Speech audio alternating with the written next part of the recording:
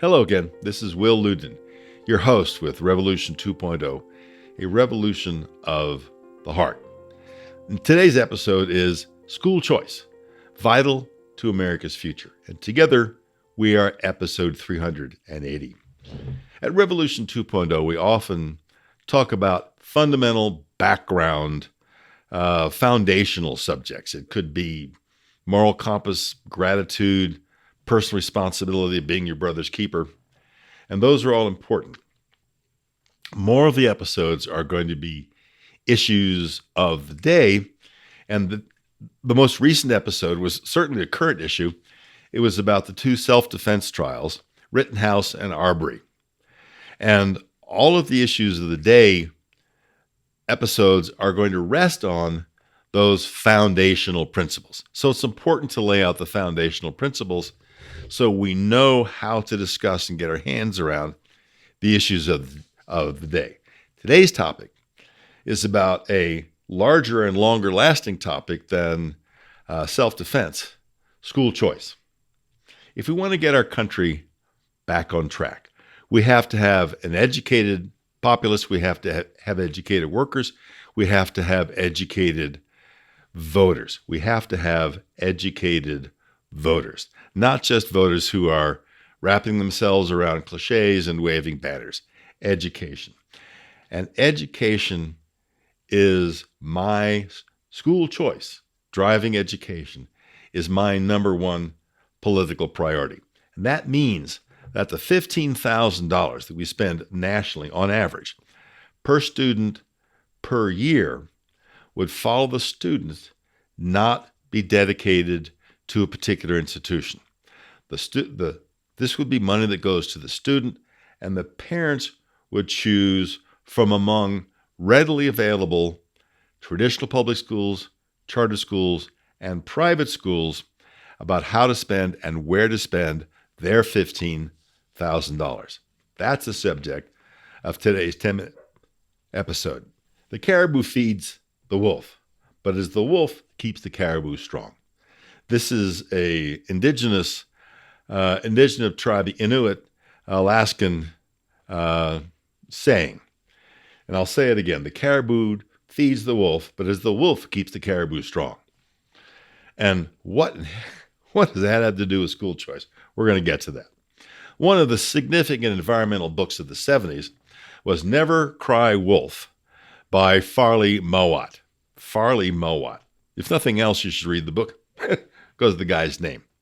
And in that book, Mowat went to great lengths to dispel the false illusion that wolves were dangerous and should be shot. And there were times when people were paid to go shoot the wolves. Until the publication of Mowat's book, wolves were broadly seen as dangerous with few, if any, redeeming characteristics.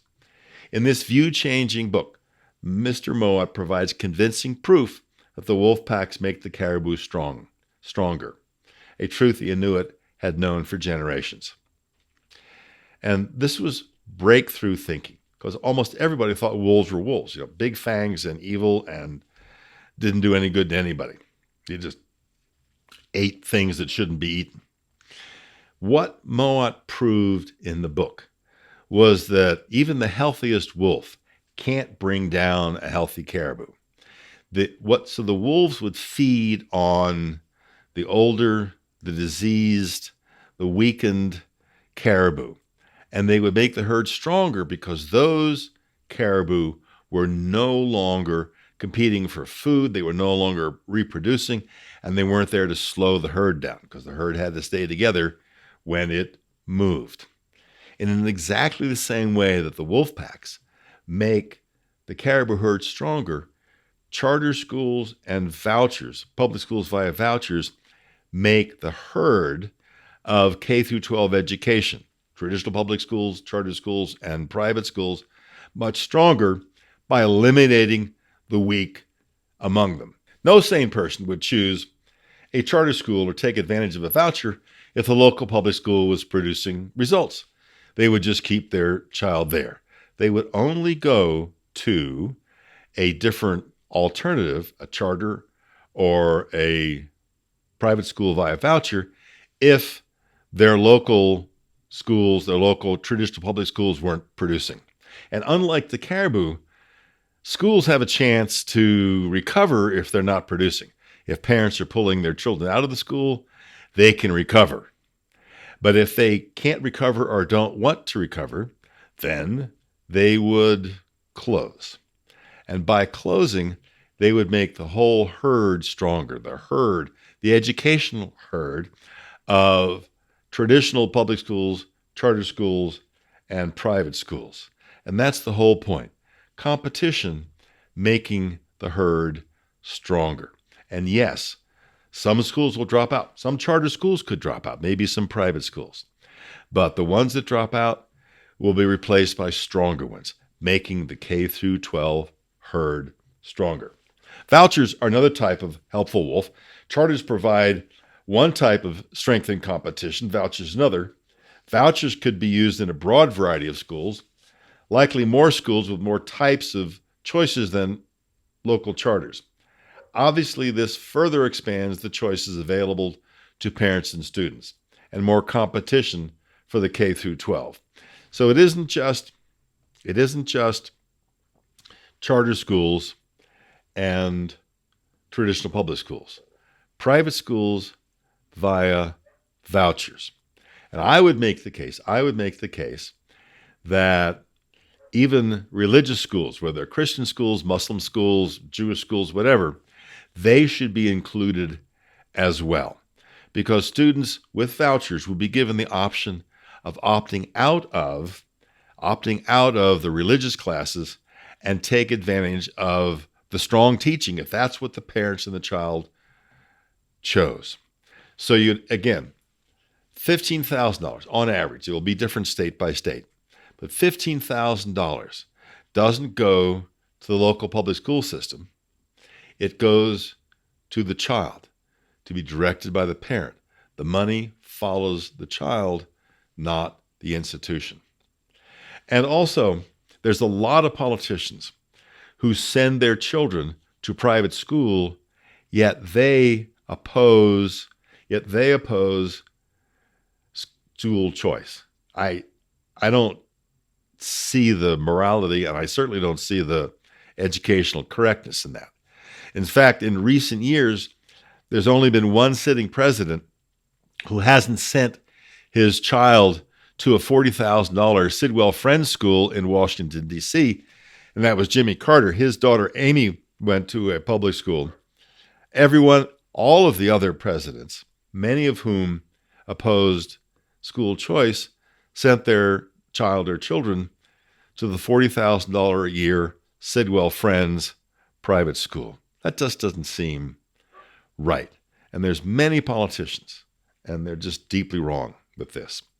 Barring school choice, including barring school choice in the most depressed school districts, often minorities.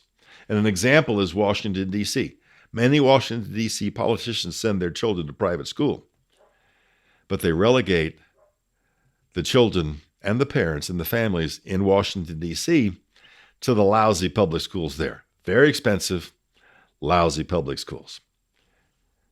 The $15,000, the taxpayer money, should follow the student, not be dedicated to an institution. It's kind of like if you have food stamps. You don't have to go to a certain store or a government store. You use your food stamps anywhere. These should be what? Education stamps? Something like that. We all have the personal responsibility. We all have the personal responsibility to work to deliver the best possible K through 12 education with the most efficient use of taxpayer dollars to all of the students in the country. Remember, the $15,000 should follow the student, not be dedicated to an institution. Parents should have liberal access, I like that, liberal access to equally funded public schools, traditional public schools, charter schools, and private schools. And speaking of personal responsibility, this principle does not stand alone. The two main tenets of Revolution 2.0 are one, count with me, 1, personal responsibility. Take it, teach it. 2, be your brother's keeper. The answer to the age-old question, am I my brother's keeper, is a resounding, absolute yes. There is no other answer. So where do you stand? What are you going to do? Remember, it doesn't matter where you stand if you're not going to do anything. And you can take positive action today. You can stand up today by subscribing, encouraging others to subscribe with you.